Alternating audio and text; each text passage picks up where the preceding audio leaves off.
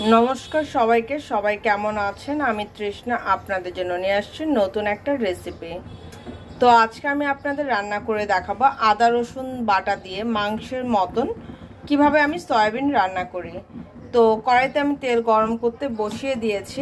এখন আমি এর মধ্যে দিয়ে দেব একটু গোটা জিরে ফোড়ন, দিয়ে দেব একটা আস্ত তেজপাতা। একটু তেজপাতাটা একটু ভাজা হলে এর মধ্যে আমি দিয়ে দেব হচ্ছে পেঁয়াজ কুচি।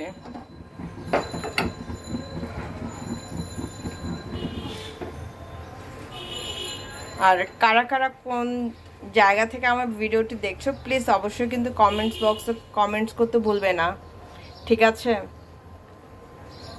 তো আমার গোটা জিরাটা দেখো একটু ভাজা হয়ে গেছে। এখন আমি এর মধ্যে দিয়ে দেব কুচি করা পেঁয়াজ।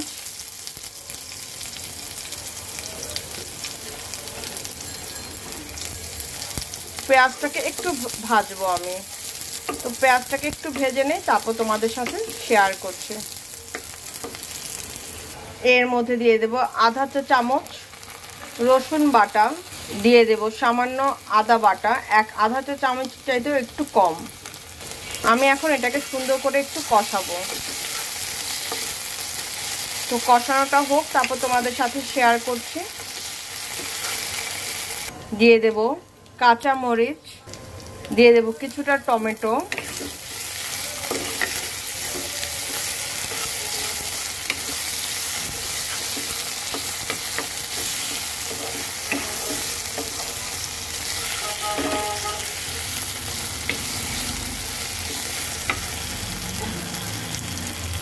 দেখো আমি এখানে সয়াবিনটাকে সিদ্ধ করে নিয়েছি। আর একটা আলুর অর্ধেক একটু আলু সিদ্ধ করে নিয়েছি, যাতে তরকারিটা একটু মাখা মাখা হয়। আমি এবার সুন্দর করে শুধু কষাবো।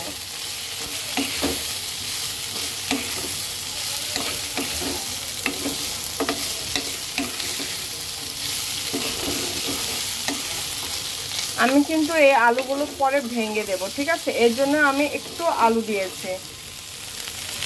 দিয়ে দেব স্বাদ অনুযায়ী লবণ, দিয়ে দেব ধনে গুঁড়া, দিয়ে দেব হলুদের গুঁড়া।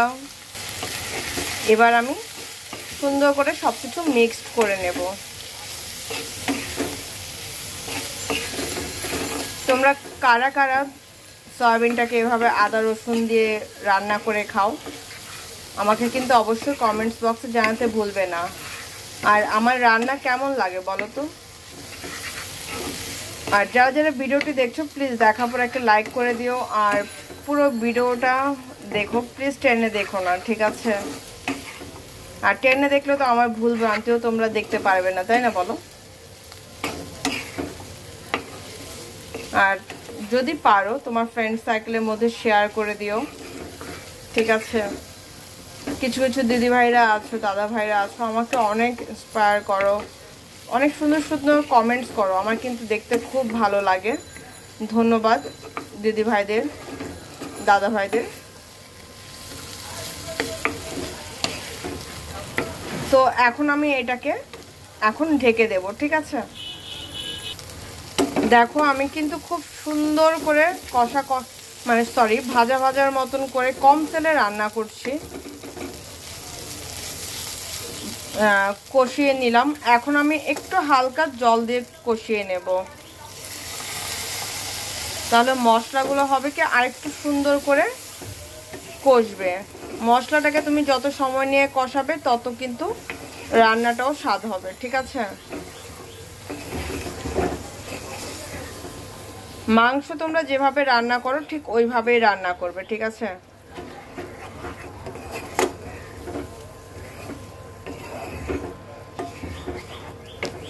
এখন আমি এটাকে সুন্দর করে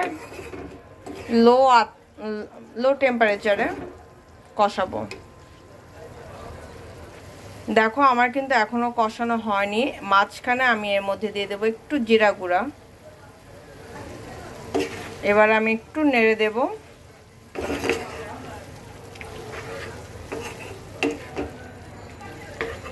আমি কিন্তু এই তরকারিটা মাখা মাখা রাখবো, খুব বেশি ঝোল দেব না।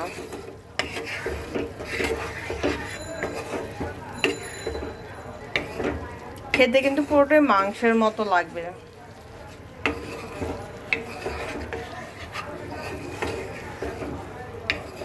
তো এটা এখন হতে থাক, তারপর তোমাদের সাথে কষানো হয়ে গেলে ঝোলে যখন দেব তখন তোমাদের সাথে শেয়ার করব, ঠিক আছে?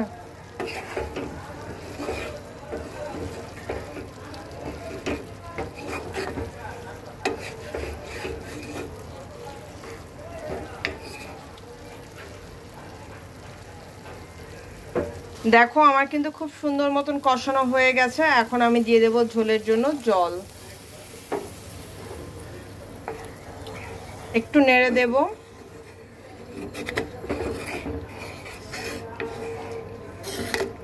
তো এটা এখন বলক আসুক, বলক আসলে আমি কি দিয়ে নামাই সেটা তোমাদের সাথে শেয়ার করব, ঠিক আছে?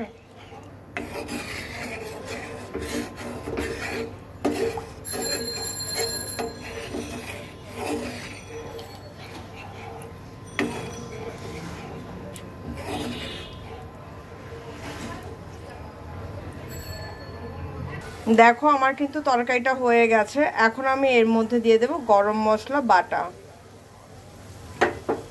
গরম মশলাটা দেওয়ার পর একটু নেড়ে দেব, আর 2 থেকে 3 মিনিট আমি একটু জাল করব। হয়ে গেলে আমি এটাকে নামিয়ে নেব, ঠিক আছে?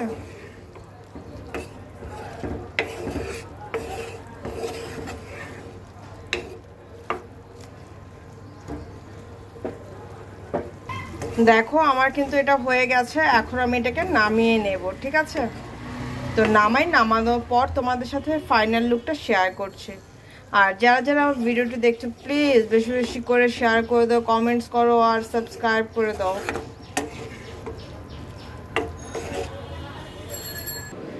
তো এই হচ্ছে আমার ফাইনাল লুক। কষা কষা করে আমি সয়াবিন রান্না করেছি। দেখতে কিন্তু দেখো পুরোটাই মাংসের মতো মনে হচ্ছে, তাই না বলো? তো আজকে ভিডিও আমার এতটুকু। যারা যারা আমাকে ভালোবাসো প্লিজ বেশি বেশি করে শেয়ার করে দাও, ঠিক আছে? তো সবাই ভালো থেকো, সুস্থ থেকো, আর আমার জন্য মন ভরে আশীর্বাদ করো। টাটা।